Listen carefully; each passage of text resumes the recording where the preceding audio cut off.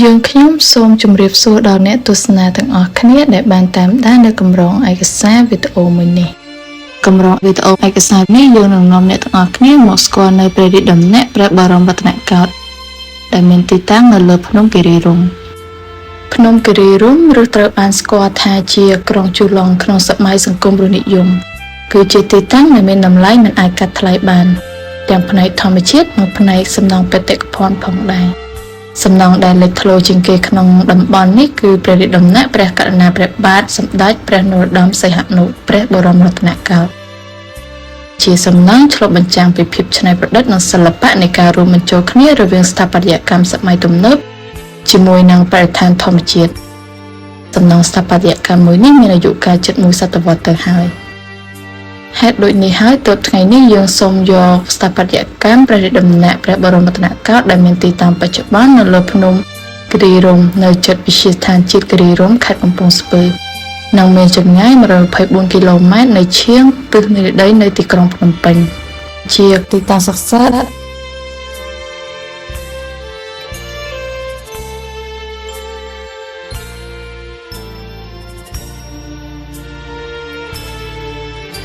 យើងធ្វើដំណើរពីជើងភ្នំឡើងមកដល់ខាងលើយើងនឹងមកដល់រង្វង់មូលនិព្វានរួចធ្វើដំណើរបត់មកខាងឆ្វេងមកត្រង់រហូតតាមផ្លូវដីនិងមកដល់ផ្លូវបំបីជា4រួចយើងធ្វើដំណើរមកត្រង់និងមកដល់ទីតាំងសិក្សាមួយនេះដែលជាព្រះរាជដំណាក់ព្រះបរមរតនកោដ្ឋនេះឯងព្រះរាជដំណាក់នេះបានសាងសង់ឡើងនៅឆ្នាំ1960បន្ទាប់ពីទទួលបានឯករាជ្យពេញលេញពីបារាំងសំណង់ស្ថាបត្យកម្មជាកន្លែងលំហែប្រកាយរបស់ព្រះបរមរតនកោដ្ឋដោយសារព្រះអង្គបានសព្វប្រតិយ៉ាងខ្លាំងនៅអំណោយផលធម្មជាតិអាកាសធាតុខ្យល់បរិសុទ្ធរួមទាំងភាពស្ងប់ស្ងាត់ដែលតំបន់ភ្នំគិរីរម្យមាននៅពេលនោះបន្ទាប់មកនៅឆ្នាំ1970ភ្នំគិរីរម្យបានក្លាយជាសមរភូមិក្តៅរវាងកងទ័ពរបបសាធារណរដ្ឋខ្មែរលន់នល់និងកងទ័ពខ្មែរក្រហមហើយព្រះរាជដំណាក់ក៏បានត្រូវបោះបង់ចោលរួមទាំងត្រូវបានកងទ័ពប្រើជាទីកន្លែងលាក់ខ្លួននិងជាមន្ទីរផងដែរ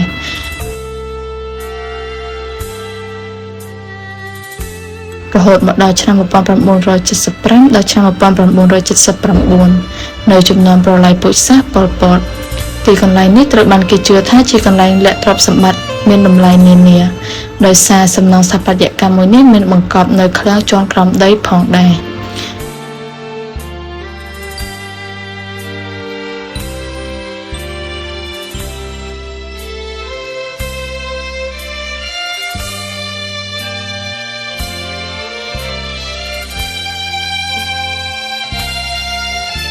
នៅឆ្នាំ1995ព្រះបរមរតនកោដ្ឋនរោត្តមសីហនុបានយាងត្រឡប់មកភ្នំគិរីរម្យវិញ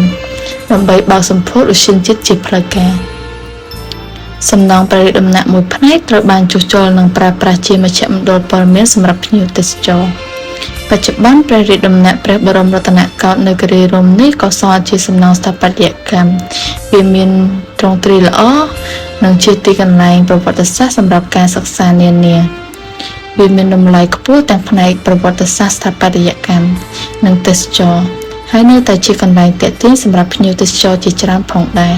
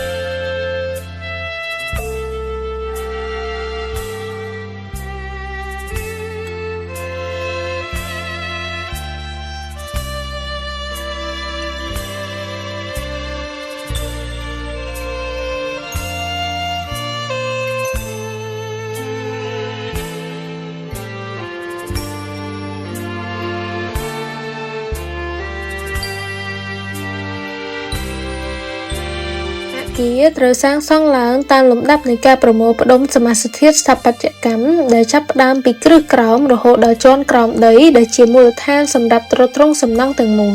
បន្ទាប់មករចនាសម្ព័ន្ធនៃសំណង់សំខាន់រួមមានសសរធ្នឹមជញ្ជាំងនិងប្លង់សេបេតុងត្រូវបានរៀបចំតាមលំដាប់ដើម្បីបង្កើតជាគ្រោងអគារដែលមានស្ថិរភាពនិងរឹងមាំបន្ទាប់មកលំហស្ថាបត្យកម្មខាងក្នុងត្រូវបានរៀបចំឡើងជាបន្តបន្ទាប់ដោយមានបន្ទប់ទទួលភ្ញៀវបន្ទប់ទទួលទានអាហារផ្ទះបាយបន្ទប់គេងនិងបន្ទប់ទឹករួមជាមួយគ្រឿងសង្ហារិមគ្រឿងឈើលម្អជញ្ជាំងខាងក្នុងដែលបង្ហាញពីការរៀបចំរចនាលំហខាងក្នុងបានយ៉ាងល្អ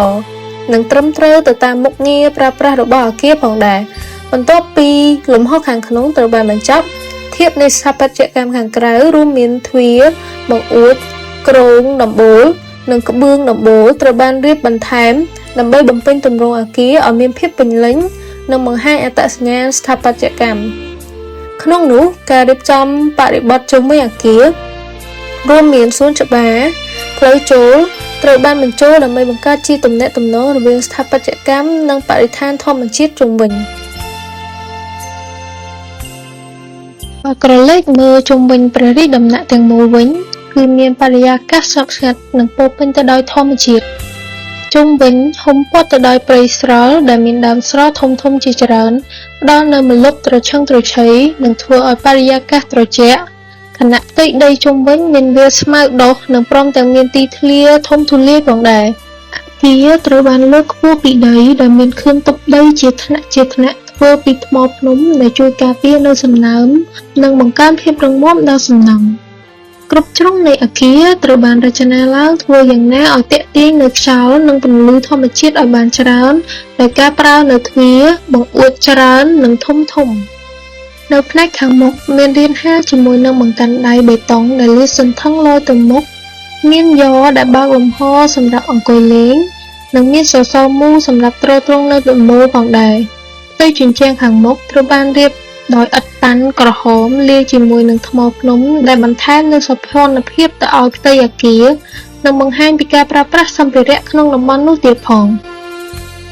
នៅផ្នែកចំហៀងខាងឆ្វេងនៃអគារជញ្ជាំងត្រូវបានតម្រៀបពាសពេញផ្ទៃដោយថ្មភ្នំដែលអាចជួយការពារនៅកម្ដៅនៅរដូវប្រាំងនិងទប់ភាពត្រជាក់នៅរដូវវស្សាដែលសមស្របទៅនឹងបរិបទអាកាសធាតុនៃតំបន់ភ្នំផ្ទះខាងមុខនិងផ្ទះតូចខាងក្រោយត្រូវបានភ្ជាប់គ្នាដោយរបៀងដែលធ្វើឲ្យអគារមើលទៅមានភាពជាប់ទំនាក់ទំនងគ្នាដោយមិនផ្ដាច់ចេញពីគ្នាចំណែកផ្នែកខាងក្រោយនៃអគារមានលក្ខណៈសាមញ្ញជាងផ្នែកខាងមុខនិងផ្នែកចំហៀងដែលផ្ដោតលើការប្រើប្រាស់ជាក់ស្ដែងជាជាងការតុបតែងលម្អនៅខាងក្រោយមានរោងឡានដែលជាលំហឯកជនហើយមិនមានបង្អួចបិទបាំងច្រើននោះទេជារួមផ្នែកខាងក្រៅនៃព្រះរាជដំណាក់បង្ហាញពីការរចនាបែបសាមញ្ញប៉ុន្តែមានភាពថ្លៃថ្នូរនិងសមស្របសម្រាប់ការសម្រាកលំហែការប្រើប្រាស់សម្ភារៈដូចជាថ្មភ្នំឈើកញ្ចក់និងឥដ្ឋក្រហមបានជួយឲ្យអគាររួមបញ្ចូលខ្លួនជាមួយបរិស្ថានធម្មជាតិនៃក្នុងគិរីរម្យបានយ៉ាងល្អនៅពេលដែលយើងធ្វើដំណើរតាមផ្លូវលំឬផ្លូវដីដើម្បីឆ្លងទៅកាន់សំណង់មួយនេះពេលដែលច្រកផ្លូវចូលគឺមានសួនច្បារអមសងខាងផ្លូវហើយមានចន្ទឡើងចំនួន3កាំដែលចន្ទឡើងមួយធ្វើឡើងអំពីបេតុងអាមេ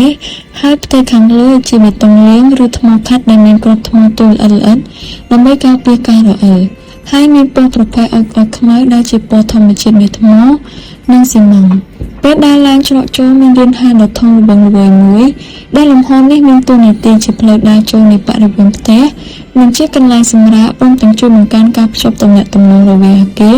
និងទេសភាពជុំវិញនោះបានថែមទៀតផងបន្ទាប់មកមានចន្ទឡើងមួយតង់ទៀតមានបង្កាន់ដៃកូនកលឹងមានរាងមូលការរចនាផ្ដល់នូវសោភ័ណភាពបែបបុរាណលាយសម័យដែលយើងសង្កេតឃើញមាននៅតាមវេរណ្ដាខាងមុខអគារចូលដល់បន្ទប់ទទួលភ្ញៀវជាលំហសំខាន់នៃកណ្ដាលអគារខណៈជញ្ជាំងជាជញ្ជាំងរលោងនិងបិទមុខល្បាក់ឈើនៅតាមជញ្ជាំងចំពោះមេដានវិញមានការតុបតែងប្លែកខុសពីមេដានដទៃទៀតដែលជាប្រភេទឈើលាយមនាងសិលានៅខាងឆ្វេងបន្ទប់ទទួលភ្ញៀវមានចន្លាឆ្ពោះទៅកាន់បន្ទប់ក្រោមដី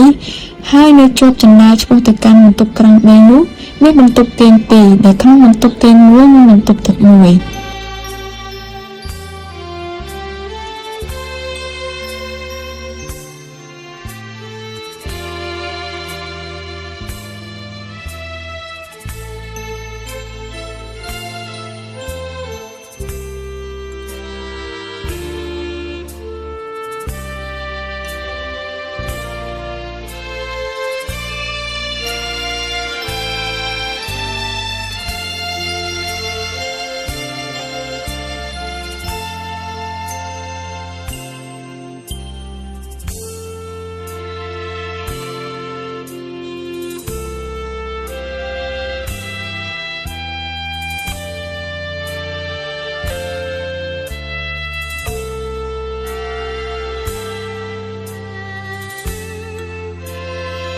បាននៅខាងស្ដាំបន្ទប់ទទួលភ្ញៀវមានបន្ទប់ទទួលទានអាហារនៅក្នុងបន្ទប់ទទួលទានអាហារនោះមានបន្ទប់ទឹកមួយផងដែរហើយបន្ទប់ទទួលទានអាហារនោះភ្ជាប់ទៅនឹងផ្ទះបាយស្ងួតនៅផ្នែកខាងក្រោយហើយផ្ទះបាយស្ងួតក៏ភ្ជាប់ទៅនឹងល្វែងផ្ទះបាយសើមផ្នែកខាងក្រោយដោយប្រើផ្លូវភ្ជាប់និងមានដំបូលប្រភេទដំបូលភ្នំសេឬហៅថាដំបូលទីរ៉ាស់នៅផ្នែកខាងក្រោយនៅខាងឆ្វេងផ្ទះបាយសើមក៏មានរោងដាក់ឡានមួយផងដែរដែលនៅខាងស្ដាំផ្ទះបាយមានបន្ទប់គេងអ្នកបម្រើនិងមានបន្ទប់ទឹកមួយនិងបន្ទប់មុខទឹកមួយ យើងខ្ញុំសូមគោរពអរគុណទស្សនិកជនសម្រាប់ការតាមដានស្ដាប់និងទស្សនាបទបង្ហាញក្រុមរបស់ពួកយើងតាំងពីដើមរហូតដល់ចប់